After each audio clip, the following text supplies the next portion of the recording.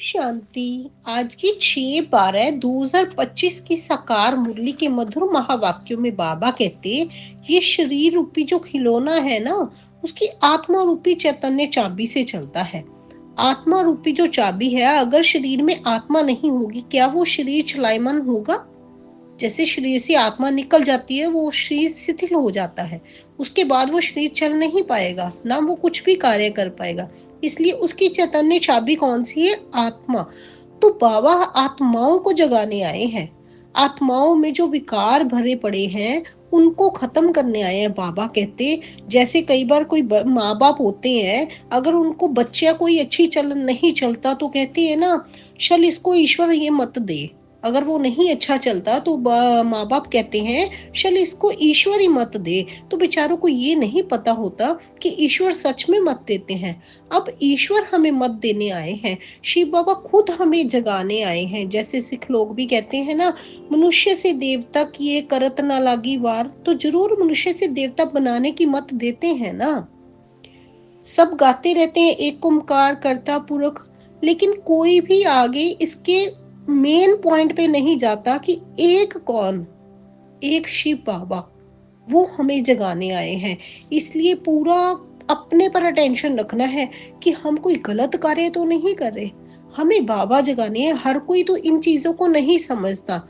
ये समझने समझाने की बात है, लेकिन बाबा कहते हैं ना, हर बंदा ये चीज नहीं समझेगा। कितना समझाओ, कितना माथा मारो, तब भी समझेंगे नहीं। कहाँ भी बैठो, बाबा कहते याद में रहना है। जैसे पावर भरती है ना, तो बाबा हमारी बैटरी की पावर भरने आए हैं।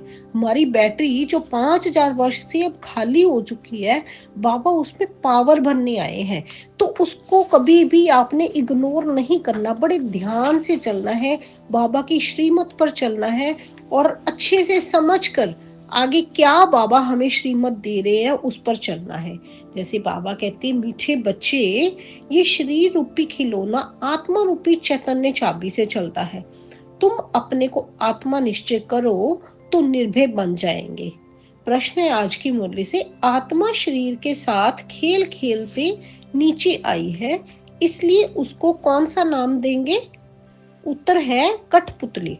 जैसे ड्रामा में कठपुतलियों का खेल दिखाते हैं ना, वैसे तुम आत्माएं कठपुतली की तरह 5000 वर्ष में खेल खेलते नीचे पहुंच गई हो। बाप आए हैं तुम कठपुतलियों को ऊपर चढ़ने का रास्ता बताने। अब तुम श्रीमत की चाबी लगाओ तो ऊपर चले जाएंगे। अब श्रीमत की चाबी कौन दे रहा है? बाबा हमें श्रीमत की चाबी दे रहे हैं। तो उस चाबी को लगाकर हम, बाबा कहते हैं, ऊपर चले जाएंगे। गीत है, महफिल में जल उठी शम्मा। धारणा के लिए मुख्य सार है, बाबा कहते, बाप ने जो ज्ञान रत्न दिए हैं वही चुगने हैं। बाबा ने जो ज्ञान रत्न दिए हैं वही चुगने हैं, पत्थर नहीं। जैसे कहते थे ना, देव सागर से देवता निकले तो उन्होंने रत्न दिए, ऐसा कुछ नहीं है। अब ज्ञान सागर आए हैं, बाप हमारे पास आए हैं, वो रत्न दे रहे हैं, उनको चुगना है हमने, पत्थर नहीं चुगना। पत्थर चुगते चुगते तो हम पत्थर बुद्धि बन गए थे। अब बाबा हमें रत्न देने आए हैं। उन रत्नों को, ज्ञान रत्नों को जब अपनी आत्मा में धारण करेंगे तो हम पावन बन ही जाएंगे, हम पारस बुद्धि बन जाएंगे। फिर देह अभिमान की कड़ी बीमारी से स्वयं को बचाना है। देह अभिमान में नहीं फंसना, हमेशा देही अभिमानी बनना है। सिर्फ एक बाबा की याद में रहना है। अपनी बैटरी को फुल चार्ज करने के लिए पावर हाउस बाप से योग लगाना है। अपनी बैटरी को फुल चार्ज करने के लिए पावर हाउस कौन? शिव बाबा, उनसे योग लगाना है। आत्म अभिमानी रहने का पुरुषार्थ करना है, निर्भय रहना है। आत्म अभिमानी रहने का पुरुषार्थ करना है, निर्भय रहना है। वरदान दिया आज की मुरली में बाबा ने, दातापन की भावना द्वारा इच्छा मात्रम अविद्या की स्थिति का अनुभव करने वाले तृप्त आत्मा भव। दातापन की भावना द्वारा इच्छा मात्रम अविद्या की स्थिति का अनुभव करने वाले तृप्त आत्मा भव। सदा एक लक्ष्य हो कि हमें दाता का बच्चापन सर्व आत्माओं को देना है। दातापन की भावना रखने से संपन्न आत्मा हो जाएंगे। जब हमारे अंदर दातापन की भावना होगी ना, कि हमारे पास जो है हमने आगे उसको बांटना है। कहते हैं ना, जब बांटेंगे तो वो बढ़ेगा।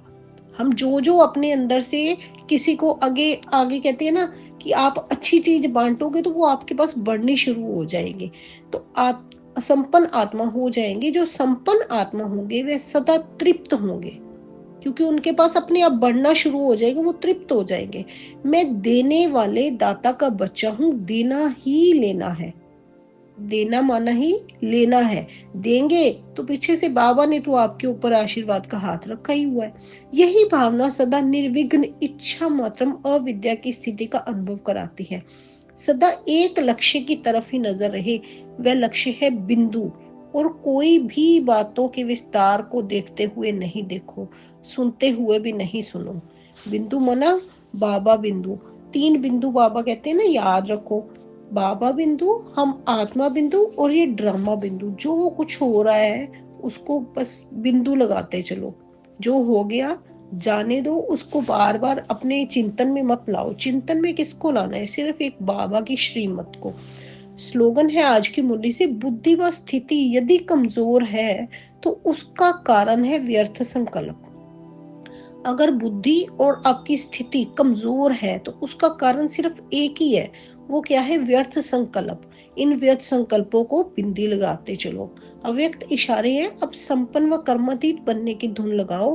कर्मातीत बनने के लिए कर्मों के हिसाब किताब से मुक्त बनो।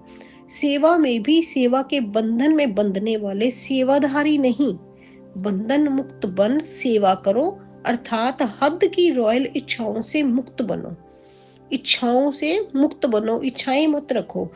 जैसे देह का बंधन देह के संबंध का बंधन, ऐसे सेवा में स्वार्थ ये भी बंधन कर्मातीत बनने में विघ्न डालता है।